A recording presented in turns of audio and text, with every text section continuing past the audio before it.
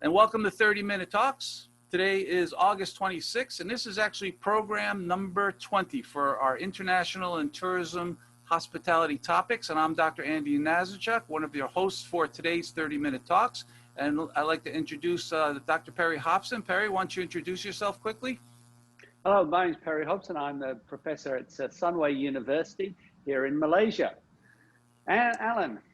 Hi everybody, Alan Williams. I'm sure you've spent some time with us, but I'm speaking to you from Perth, Western Australia. And once again, thank you for joining us. It's a pleasure to run these shows. And as Andy said, show number 20. And we're looking forward to everyone. But without our support from our academic partners, and Perry, maybe you could thank our academic partners today. Absolutely. Thank you, Andy. And look, as you've heard, we've been doing this for 20 weeks now. We started this when COVID began to hit as a way of reaching out, engaging with students and educators across Asia, largely across Asia Pacific, but we've also had students join us from many other parts of the world. Part of that, of course, is we've been really thankful for the support we've been getting from a range of academic partners. So not only from my own institution, Sunway University, but of course, we've got educators from Lyceum at the Philippines University. We've got Silver Mountain School of Hotel School in Nepal. We've got the University of Santo Tomas, which is also in Manila.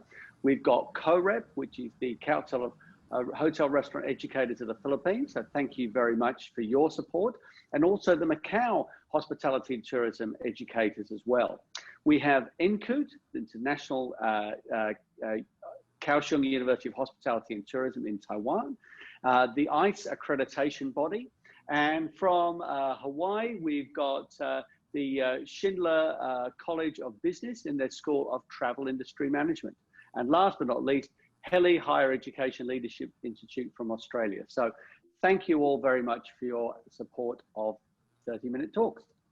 Very good, Perry. That's very comprehensive. Thank you for our academic partners, and we appreciate their support. And let's see, our next one is kind of interesting because every week we do what we call our 90-second segment. And this week is an interesting one because Mr. Alan Williams has created a 90-second segment on how to make the 90-second segment. So I don't know why Alan is giving away all the secrets of what we do, but you, by watching this video, you will know how to make a 90-second segment. So good luck. Here we go. You ready, Alan? Far away.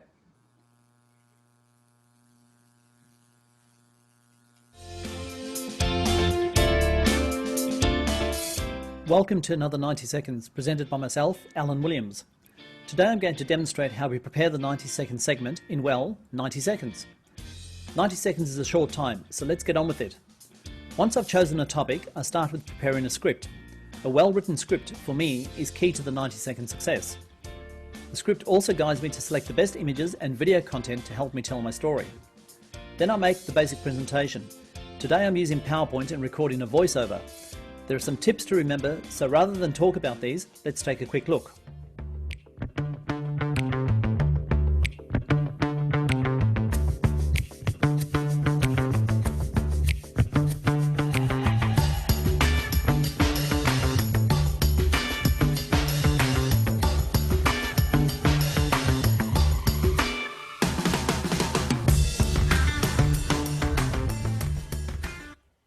Thanks to HubSpot for the tips, they sure saved me a lot of time.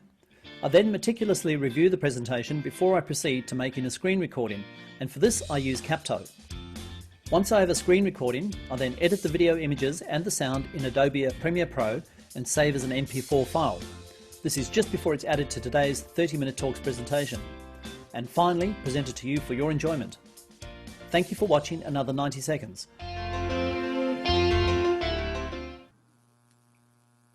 Very good, Alan. That's 90 seconds to show us 90 seconds. So that was a very creative way to do that. We appreciate it. It's a pleasure. As you know, we're all in the space of education, and it's I think always useful to share information that helps everybody. So if you want to know how to make a video, there's the start of it. There's a few more tips and tricks, but that's the start. And once you do it the first time, you will learn a lot. So we recommend it highly to everyone. Perry, why don't you sort of give us a quick overview of today's session? Well, thanks very much. Well, Alan, you were talking there about some of the things you're using to make those 90 seconds. And this week, we're going to focus on upgrading the way you work in a digital world. And the focus is going to be on apps. And I'm someone who's got a lot to learn from this show. And there's a reason we've got Dr. Andy and Alan talking about that, because as I was looking at my phone, I've got virtually no apps on there at all. Trouble is, it's an iPhone 6 Plus, and I've just about filled the memory up. I can't get any more apps on, but I need to learn more about what apps I should be using to make what I'm doing more efficient. So I'm looking forward to hearing from my two co-hosts on 30-Minute Talks, Dr. Andy and Alan, who are going to be talking about the ways, the types of apps you should be using, and the types of things you can do to succeed, to create new habits and the digital skills that are going to help you during this time. So, Andy and Alan, over to you. Yeah, thank you, Perry. Alan and I were talking about this, and we decided that since the beginning of the school year is starting right now, it's time for students to start getting in the digital world, especially because everything you're doing is going to be online. So let's get started on today's session. I'm going to be talking to you about upgrading the way you work in a digital world and using different apps and programs in order to streamline your day-to-day routine and make things work a little easier for you. So let's start off with the understanding of where we are. You're taking your classes online, you got Facebook, you got photos, you have email. So today we are managing more information than ever before. It's as simple as that. And most of that information comes to us from different directions. We have our friends, our family, our workers, our schools, everyone wants a piece of our time. So managing your time becomes very important. Let me give you an example. Everyone heard of Elon Musk. Elon Musk is the one that runs the Tesla automotive company and is shooting rockets up in the air trying to get to Mars. So he is a person that is very, very conscious about his time. And so if you think about his calendar, how often does he schedules his days in 5-minute slots? Can you imagine? Every day, every 5 minutes, he knows exactly who he's talking to, what they're going to be doing, or working on whatever project. And he's so busy running Tesla and SpaceX, he schedules out his days all the time. See, and he usually skips breakfast. Occasionally, he slows down long enough for coffee and an omelet.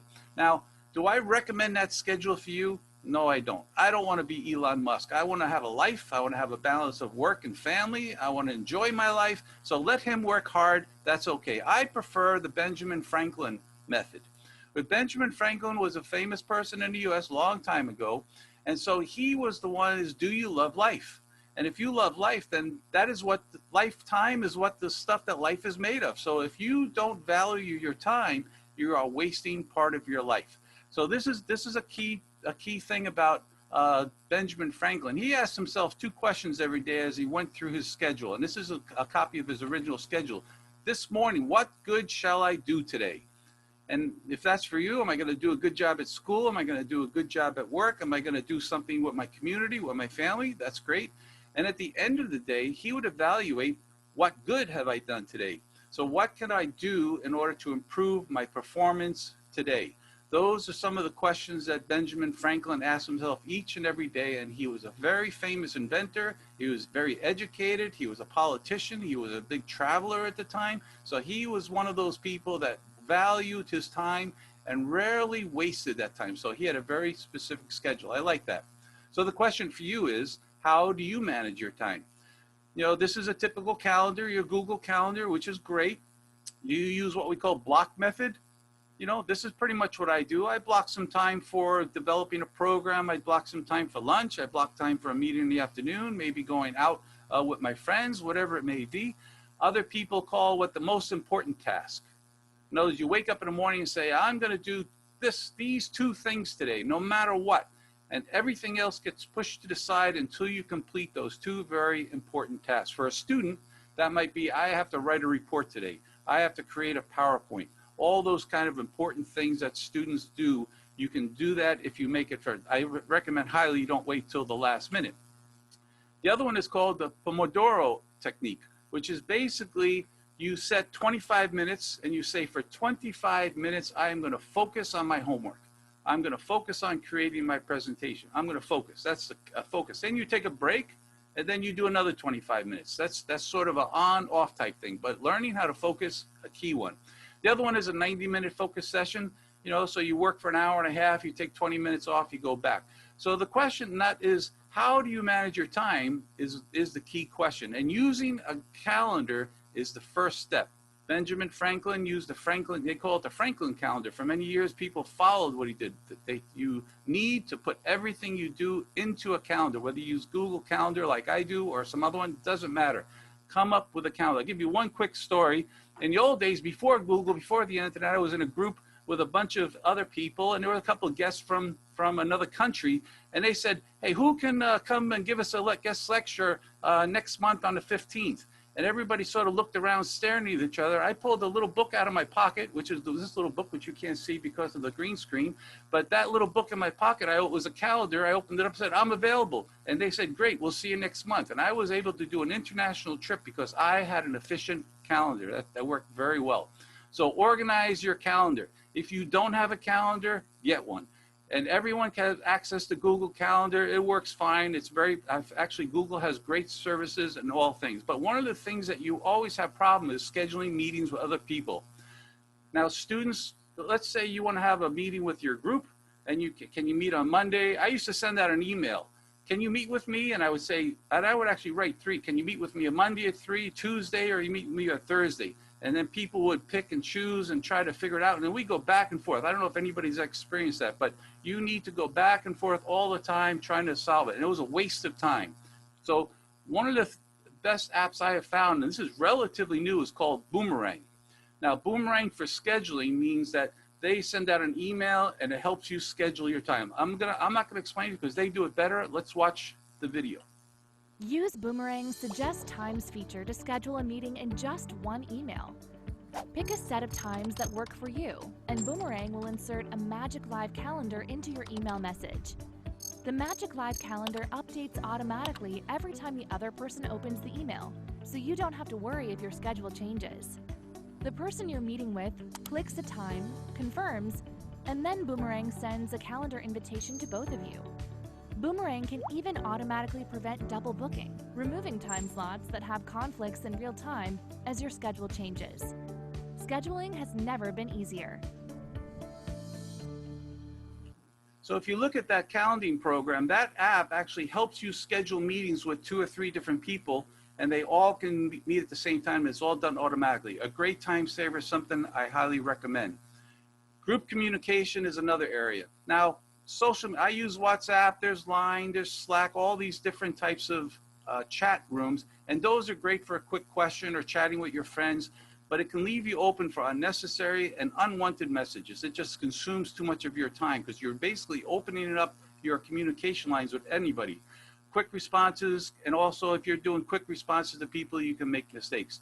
Email is the professional way to operate.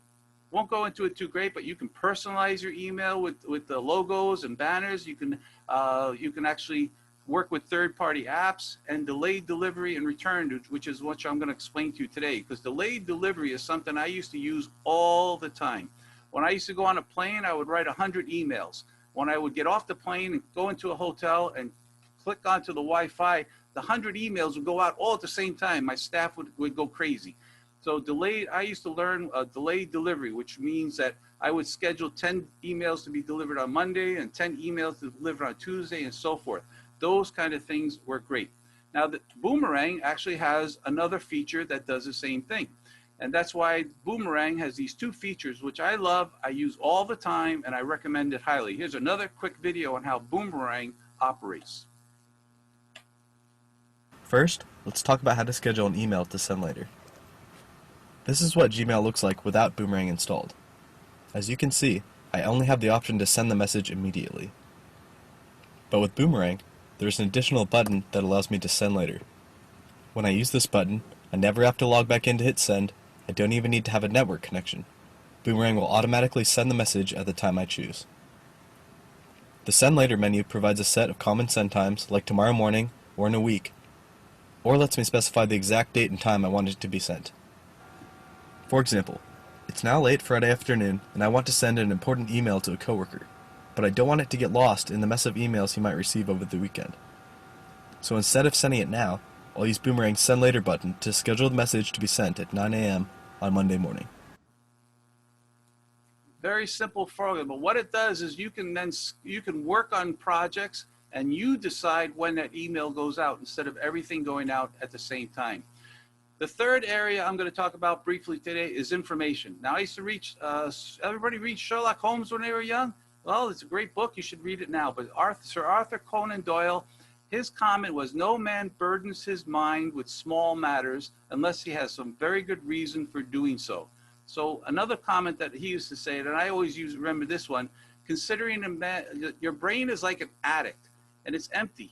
And you study, you memorize, you put information in there, but at a certain point, you just fill up that attic with too much information, and so you have to start getting rid of useless facts. It's a wonderful analogy to say you can't remember everything, and trying to remember everything is not very efficient, and that's one of the reasons it increases your stress level.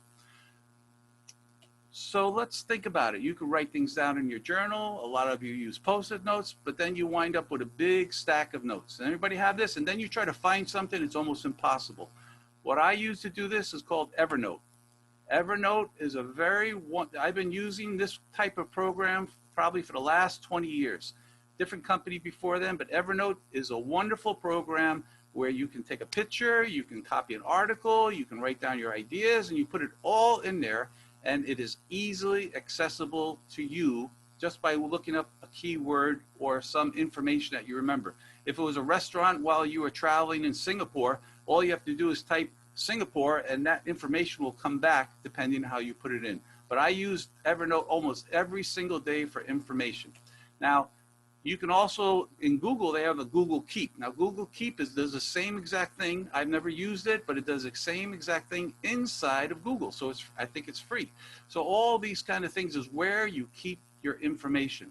And so all this is coming down to getting things done. If you have your calendar operation, if you have your Evernote, and you can be more efficient, then you can get things done faster, because David Allen basically said, your mind is for having ideas, not for holding them. So don't make your mind a filing cabinet for all this information. You learn how to write it down. The last app of the day for me is Todoist, and this is where I keep my to-do list. You have a very easy way to access ideas. When I want to buy something, I don't write it down. I put it into my list, and the key to this is going to allow me to forget about it, knowing that I wrote it down in this app. And here's a quick video. Life can be chaotic. At any given moment, you probably have dozens of things on your mind. Trying to keep track of everything in your head is overwhelming. You don't know what to focus on first. But you don't have to remember everything. Let Todoist remember it all for you. Start getting tasks out of your head and onto your to-do list, no matter where you are or how much of a hurry you're in. Simply click or tap to create a task and use natural language to quickly add the details. Set a due date or a recurring due date like every Monday, so you never forget a deadline again. Then organize your task into a project and add a priority level so you know what's important and what can wait. You can even share projects and delegate tasks to a family member, friend, or coworker. Once it's in Todoist, you can stop worrying about it until it's due. With all your tasks organized in one place and synchronized across all your devices, you'll be able to easily review the day or week ahead. Todoist is the only task manager that helps you set productivity goals and keep track of them with beautiful visualizations. Use the feedback to stay on track and make real progress towards your goals. At the end of the day, you can rest, relax, and recharge for tomorrow with the peace of mind of knowing that everything is 100% organized and accounted for. Join over 10 million people who rely on Todoist every day to feel more in control of their lives. Visit Todoist.com to get started today. Great program, great way to keep track of all the things you need to do. I recommend Google Docs, Google Suite. Google has a great things that I use now. In the past, I used to use Microsoft Outlook and stuff, but Google is great. So your calendar, your communications, your information, and the way you keep track of things is very important. I hope this has shared you and will help you, put you to make it easier for you to get through this next semester or working on your projects in a digital world. And so creating digital habits will improve your efficiency, reduce your stress, and increase your opportunities for success in the future. And that's it for me. Thank you very much for paying attention. And I look forward to hearing from Alan, because Alan always has different apps that he's going to share with us. Thank you, Alan. And thanks very much, Andy. A very, very interesting presentation as usual. And I'll move your slide off in a moment. Just give me 1 second. Absolutely. It seems to me that you've obviously experimented with a number of apps over the time, and it almost, like most people, making a natural progression from using the old idea of programs, PC and laptop programs, through to apps that are now a bit more mobile. Would that be a good thing to say? yeah, you know, I used to use a piece of paper, and now you move to a computer. Now you can move to your mobile. And if you're not using this, then you're really losing out on being more efficient, being more successful. It just makes life a lot easier. You don't have to worry about all this stuff. So you know, if you have to do something every month on Tuesday, you put it into your calendar, you put it into your to-do list, and automatically it's there. You can forget about it and worry about other things. So it's a great way. And I'm looking forward to seeing your 8 reasons why apps are the way of the future, Alan. All yours. Thanks, Dr. Andy. And again, welcome to everybody. And thank you again for joining us for another 30-minute talks. As we said, thank you for sharing your thoughts and ideas about the apps that you've discovered and that make your life a little easier. And I'm sure that there's some great tips and tricks there for a lot of our people that are attending and watching our show. Today, I'm going to share with you my thoughts about rethinking the way you work in this increasingly mobile world, and why you might consider using apps more frequently, or indeed even consider developing an app that can make a difference in the future. So hold on to your seats, everybody, as I present 8 reasons why apps are the way of the future, and hopefully show you more reasons why you should be downloading Evernote, as Dr. Andy said, or even Gmail Boomerang, as Dr. Andy's already recommended. So for me, there is no question the mobile era is here. Mobile internet usage has gathered enormous momentum over the last number of years, with today around 2.73 billion individuals using it on a daily basis. And let's not forget about these numbers as they continue to rapidly grow each year. It's now widely understood that mobile apps have absolutely revolutionized the way that individuals and businesses connect, either socially or to do business. And I would argue that if businesses do not already have an app, or are not actively involved in developing an app, then they are already behind the tech curve. And in fact, sometimes it still amazes me that there are businesses today that still have no online presence, not even a website, let alone an app. So with this in mind, here are my top 10 reasons, or my top 8 reasons, to be honest, apologies for that, why you should consider using an app for current and future work. And also, I'm going to give you a few examples of some of the apps that I use along the way. At number 1, mobile apps offer a high level of personalization. And what I mean by personalization is that apps offered tailored communication to users based on their interests, their location, and their usage behavior. Mobile apps let you set up your preferences at the start, and this information is then used to send customized and tailored content to you. Apps can also track and observe your engagement, so they profile you, and they store this data to improve the recommendations that it provides to you over a period of time. So they intuitively improve. For example, in my Qantas app, and this is the app that I've got on the screen at the moment, I have set up a whole number of fare alerts for different travel destinations that I use. And this feature alerts me when special airfares are offered to my preferred destinations, and gives me the opportunity to buy travel at the special airfare that's offered, hopefully well in advance of when most of the public become aware of those specials. So that's one example of just how some level of personalization in this particular app can be used. So the point to note here is, when you're provided with personalized content, you have a higher chance of remaining loyal and ultimately converting the content sent to you into a sale or a transaction. So there's a great business use for this as well. At number 2, I'm going to talk about the ease, apps are native with the ease of sending notifications. And we all know that for the last couple of decades, email has been the most widely used business communications tool, as Dr. Andy just alluded to. However, there is also an issue with businesses having extensively used email to reach out to their users. And there is such a thing as too many emails. As a result, email has lost some of its effectiveness, although it is still used as a primary business tool. And for example, I personally seldom read an email where I'm unfamiliar with the sender. With mobile app notifications, for example, both the push and the in-app notification, the ability to send instant, non-intrusive notifications to you as so desired is one of the major reasons why businesses want to have a mobile app in the first place. This example that I'm using here with notifications turned on is Netflix, as they send mobile messages or push notifications that may include information about newly added TV shows or movies or personalized suggestions or any other notices that they want to send you that might be customized to you, result in a much higher engagement and obviously increased sales and customer loyalty for Netflix. And I'm sure almost every one of you watching today, Dr. Andy's mentioned Line in his presentation, but I want to say that most of you would know the app Line, one of the most widely used social media communication tools throughout Southeast Asia. And so this example should be one that each and every one of you can easily relate to. Yeah, Line is actually sending a push notification warning the user of login activity on the account on another device. This immediately notifies the user of a potential security breach, but more importantly, also helps to gain user confidence in using the product. So reason number 3 is a little bit unlike websites, apps make use of advanced mobile features. And this is difficult to replicate in the website space because of the types of programming that's used. Mobile apps have the advantage of using features on a mobile device that are not always available on a PC or a laptop, like the camera, the contact list, the GPS, the phone itself, the accelerometer, the compass, and a whole range of other features that modern mobile devices have got.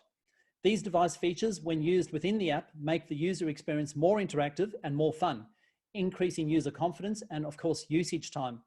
And a perfect example is an app that I've come across and have used is the PhotoMath app that uses the device camera to calculate complex maths problems. Let's have a look at how this works.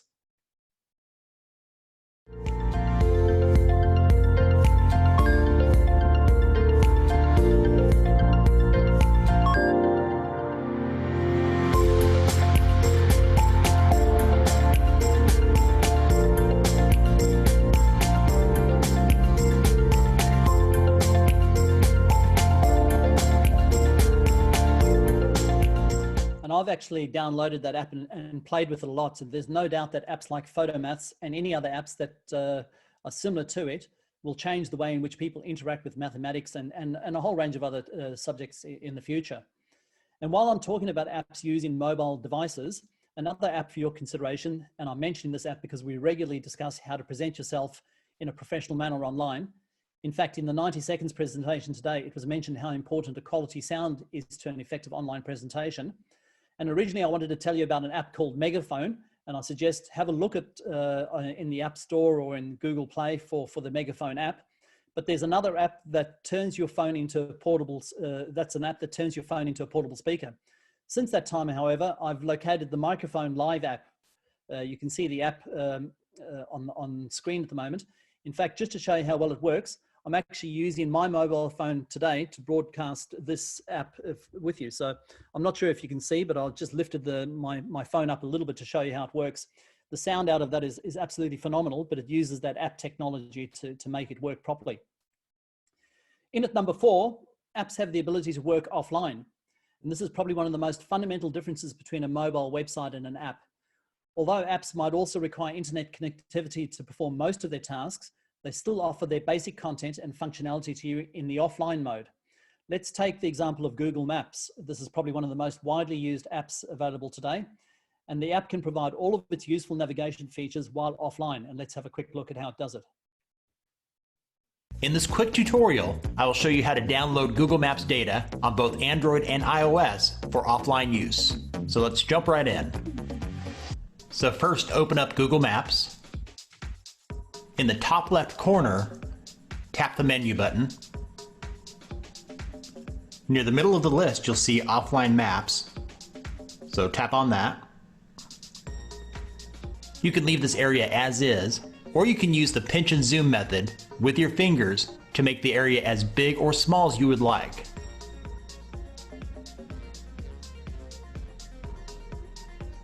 When you're ready, tap the download button. After you've downloaded your map, it'll be available for 30 days, and then it will expire unless you update it. So hopefully that little video provides you a useful trick for when you next travel. It definitely saves a lot of data roaming fees when you're overseas. Don't forget how to use Google Maps in the offline mode. In at number 5 is the fact that users spend more time on apps, and this is one of the big reasons why the commercial world is actually moving towards using apps. Mobile users spend about 86% of their time online on mobile apps and just about 14% of the time on mobile websites. So with Facebook topping out at 17% share of all time spent on apps. Gaming is 32%, but this is a broad collective of a whole range of different games, so it's difficult to say which of the games are taking up most of the space. More importantly, the average time we spend on mobile apps is also increasing, rising by about 21% in the year 2019. So a massive jump from year to year. The interactivity with an app includes a number of useful functions that are based on advanced gestures not available on PCs and most home computers, like the tap function or the swipe function or the drag function or the pinch function or the hold function. And all of these assist us to be a little bit more engaged with the app and using the app.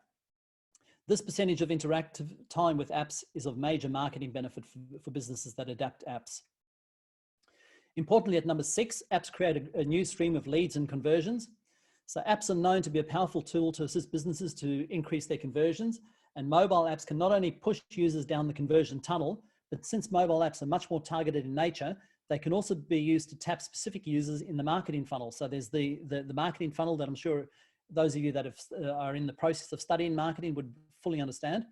For instance, utility apps, these are like the note-taking apps or the music-making apps or the fitness apps or the flashlight app, for example, can bring the top of the funnel users, which can then later be nurtured into bottom of the funnel leads. On the other hand, apps like e-commerce, for example, Amazon or eBay or Trivago, already have bottom of the funnel users who have a higher possibility of converting. So an example I'll share with you here is hotels.com, their Twitter app ad. This ad can be found in amongst the whole normal Twitter feed.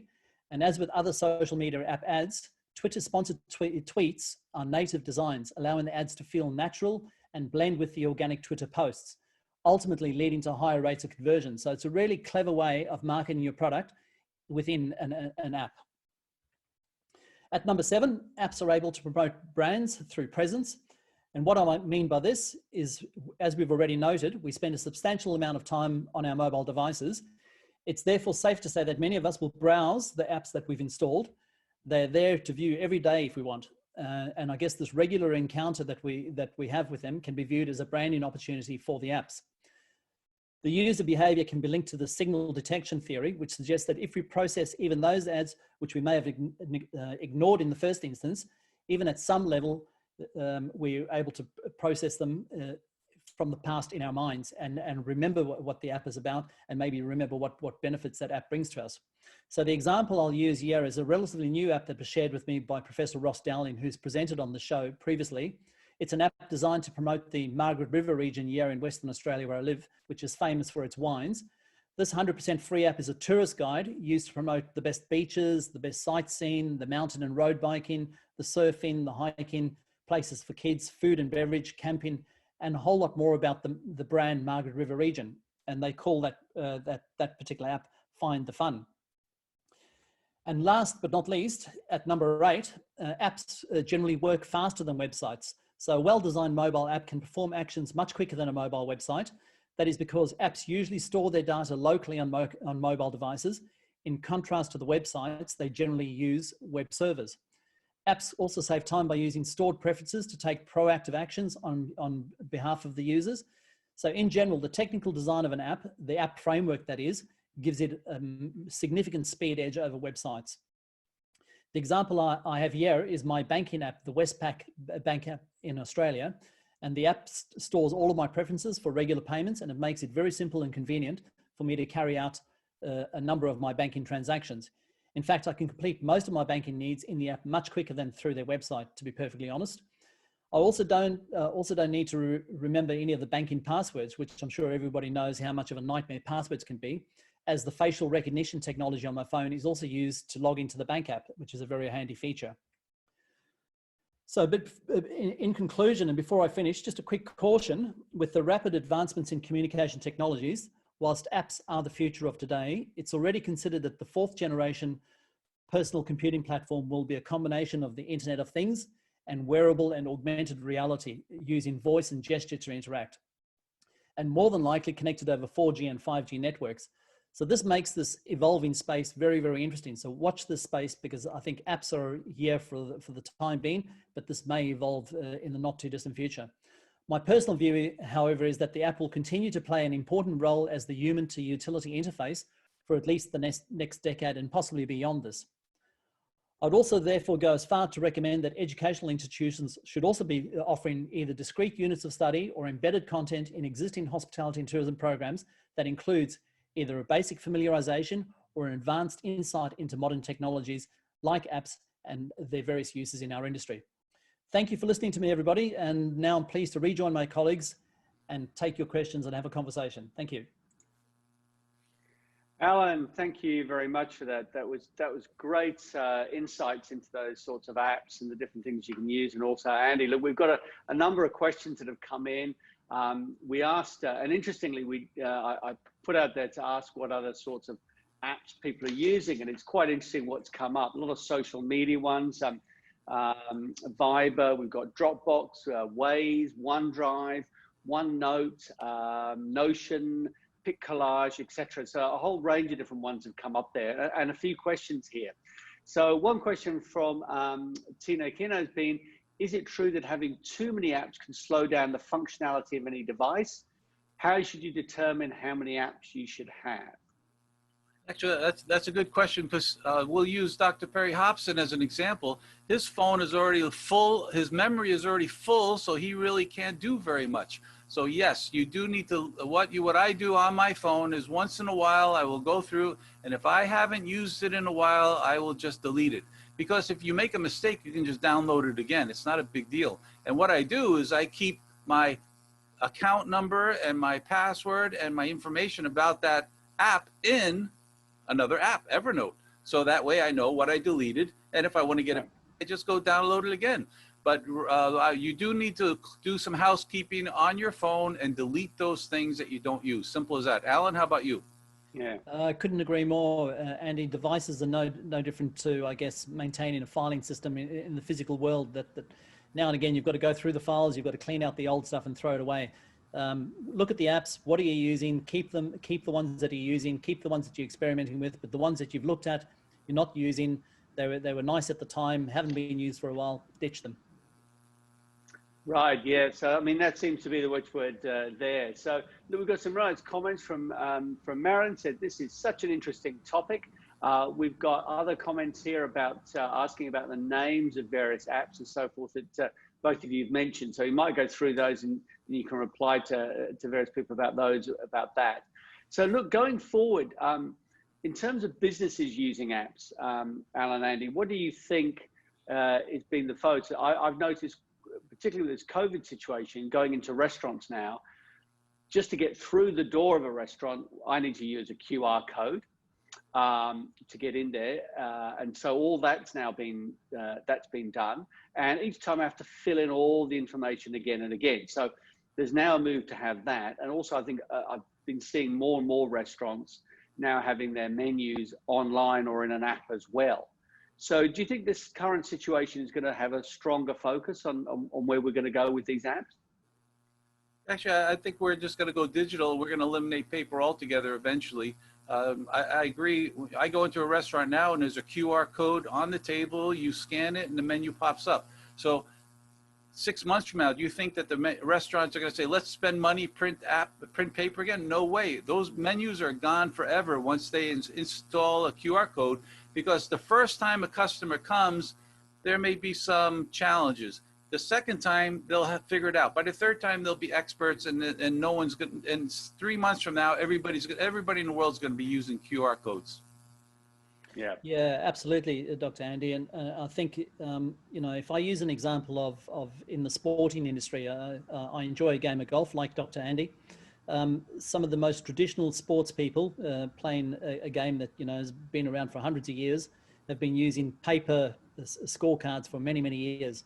The digital app that now uses the ability to score your golf game electronically has come out in Australia. There no longer is the use of paper. You automatically upload your score at the end of the game. It goes straight into a national register that updates your handicap. And so I think the digital world has been around for a while. It's here to stay, and it's only a matter of time that it outdates most of the existing practices. Yeah, because I think a lot of universities have also been developing apps and giving all the information about a university, ways to get around it, payment methods, etc., are all now going on to apps as well. So it's not just businesses, it's not just, even in education, we're beginning to see a huge challenge and change that's now coming forward in those sorts of things as well. Anyway, look, we've got a couple of other questions to come in. Gentlemen, your top 5 apps. What are your favorite top 5 apps? And Alan, maybe we go to you first. We've seen some of yours. What I've got to speak what are your favorite? Okay, I've got to speak about Line. I definitely use Line most regularly. I use the golfing app for the reason I've just mentioned a moment ago. I use a weather app because of where I live in Western Australia and winds and ocean and all that. It keeps me in contact with that. I use a note app like Dr. Andy, and I also use a password app because I have trouble remembering passwords. I guess that's probably the most. Right. Oh, and my banking app, absolutely. Oh, you've gone for 6 there. Okay. All right. Andy, what would be your top 5? Actually, I'll add, Google Calendar is something I use all the time. And it's not just using it. You have to become an expert in it, how to reoccurring events and different colors and different files and how to, so that it becomes something that becomes your daily activity. So Google Calendar is number 1. Of course, Evernote for me is where I keep information. In the old days, when I sit in when before everybody had all this stuff, people would come to me and ask me a question about something that happened a year ago, and I was able to pull that information up and answer a question. And I was sort of the miniature Google at my school before the internet was very popular. So keeping information gives you power to remember people, to people you meet. So Evernote is number 1. Number 2, I'm gonna say, what's that? I use WhatsApp for communication. That's great. And then I use my to-do list. So to-do list, that's where I put my list. If I put it in there, I forget about it. It pops up. I check my list once in a while, or I schedule. If I have to pay a bill in October, I put it in there now, and I say pay this in October, so I never miss another bill. So I don't even have to. I never worry about tomorrow's. What I'm doing tomorrow, next week, it's all on the calendar or all in one of my either note-taking app or my to-do list. And again, Google, I use Dropbox or Google Drive. Those are all great. Putting all of that stuff in there so you can access the information is great, especially, all the photos that we take today. Automatically when I take a photo on my camera, it automatically gets uploaded to Dropbox. It's up there. I know it's there, and I don't have to worry about if I lose my phone. And there's all the apps that those very good ones out. Thank you. So you talking about paying bills. I took the number down myself. Yeah. So you're talking about paying bills and so forth. I mean, will this bring the death of cash? A lot of them, I know Grab, for example, has now got Grab Pay. I was in China last year. No one really seemed to want me to give them cash for anything. And I noticed that WeChat, particularly that app, seemed to be taking over payment systems there. So do you think cash will also go the way of the dinosaur with the way we're bringing these apps in? Absolutely. I think contactless payments are definitely the way of the future. Whether or not that means the death of cash, but it certainly means the death of handling cash is already well in place. I mean, as you mentioned already, most transport features that are used in the social app space are all taking electronic payments. Yeah, and for those people that, I've done presentations on cryptocurrencies, and there's the cryptocurrency world.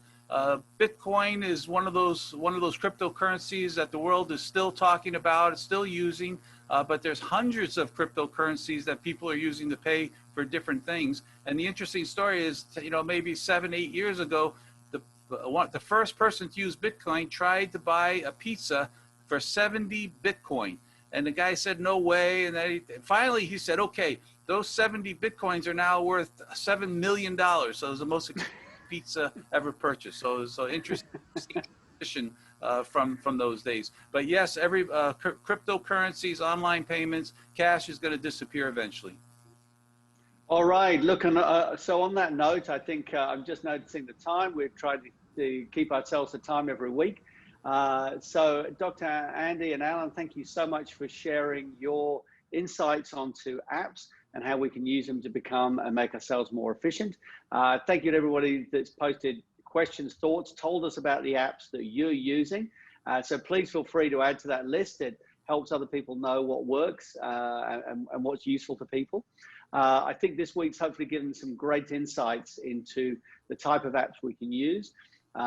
We know as we look around Asia that this part of the world, a lot of people are spending a lot of time online, particularly social media. We know a lot of those are very, very popular, but it's now being able to use them, as you've heard, more efficiently.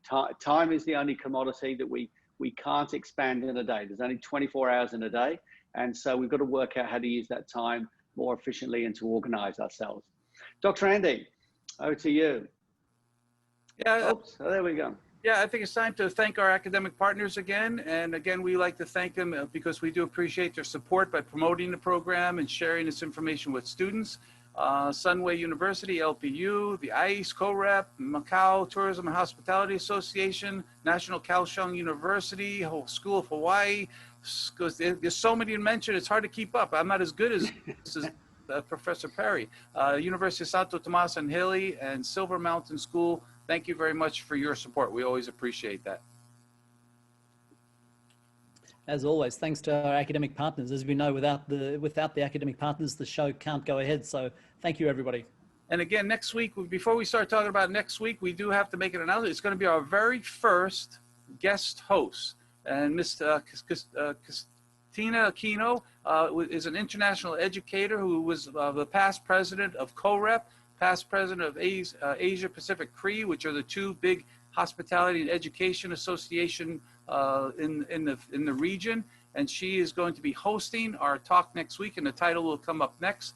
But we're very excited about this because we always want to try new formats, new things. Perry? Absolutely, and we've had the pleasure of working with Tina over many years in various associations, Dr. Andy's mentioned, and an educator with great depth of knowledge, not only in the Philippines and not only across Asia, but globally as well. So we're really looking forward to next week's show, as with Tina being our first guest host of 30 Minutes. Alan. Yeah, thanks very much, Tina, and thank you also for joining us regularly, if not every week. I'm not sure. I haven't tracked you week by week, but I've seen that you're there pretty well every week. Thank you for joining us on 30-minute talks for as long as you have, and thank you again for agreeing to host the show next week. And let's talk about that show next week. Tina is going to be the guest host and moderator for a very interesting panel, the Shining Stars of the Future. And basically the question is, are you one of those shining stars? And we have an excellent panel that next week from people who have founded their own companies. We have someone from Singapore. We have Joji Bian, from the founder of the Joji Galan Career Center in Davao. Vanessa, who's the first woman general manager of the Diamond Hotel in the Philippines. She's going to be on the panel. Monette is with the president and founder of Team Asia, which I believe works with special events and MICE and all kinds of those kind of services. And last week, Rod from Gaming Edge recommended Esther to join our program. And so she's the business development manager from Singapore. So next week, on September 2nd, it's a very interesting program, and Ms. Tina Aquino is going to be the guest host. So make sure you support her by telling all your friends to show up next week. Can't wait. Shining Stars of the Future. Looks exciting, Tina. We look forward to the show. Absolutely, we really are. And I think each week as we try different topics, different themes, different presentation formats, we hope to bring you things that are both interesting, engaging, enlightening, and thought-provoking, and like today's one, hopefully very useful to you as you learn about new apps and ways of making yourself more efficient. And let's see, for our last slide here, we have our thank you. Thank you very much for joining us today. That concludes our program. I'll be putting the QR code next, and I've already also put the link to the survey in the chat box, so please check it out. Perry? Absolutely. So again, thank you for joining us for another 30-minute talk. Please do spread the word amongst your fellow students, those students internationally. We're looking forward to building better connections between different institutions as we go forward with this. So again, thank you to all those academic partners for your contribution to what we're doing. And we look forward to seeing you again next week. Over to you, Alan. Yeah, thanks everybody. And I hope that our presentation today about apps and making your life a little easier or a little more efficient in the future helps you. Watch the space, because even in the time of this presentation, I found out a whole number of new apps that not even I was aware of, and it seems that they're constantly being developed. So I think they're here to stay for some time. Thanks again for joining us, and until next week, everybody, from myself in Australia. Good night. Thank you. Bye. Good night, everybody. Bye-bye.